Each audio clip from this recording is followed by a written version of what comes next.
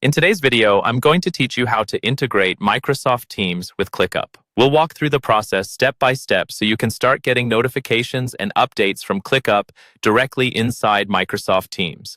This is great if you work with a team that lives in Teams all day but manages tasks and projects in ClickUp, because it keeps everything connected and reduces the need to constantly switch between apps. First, open ClickUp and head into your workspace.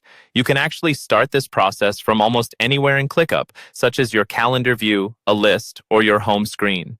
The important part is that you're inside the correct workspace where you want Teams to be connected. Once you're in ClickUp, look towards the navigation area for an option labeled More. This might appear as a text button or a small menu icon, depending on your layout and screen size. Go ahead and click on More. This menu is where ClickUp keeps a lot of its extra tools and integrations, so it's the perfect place to find Microsoft Teams. When the menu opens, you'll see a list of different options and integrations. Here, you want to look for the section that includes app integrations or connections. In the interface shown, there's a highlighted area that directs you to the available integrations. Click that highlighted area to open the integrations list. If you don't see it right away, try scrolling within the menu, because it can sometimes be further down the list. Next, in the integrations list, find Microsoft Teams. The apps are usually listed alphabetically, so look under M for Microsoft.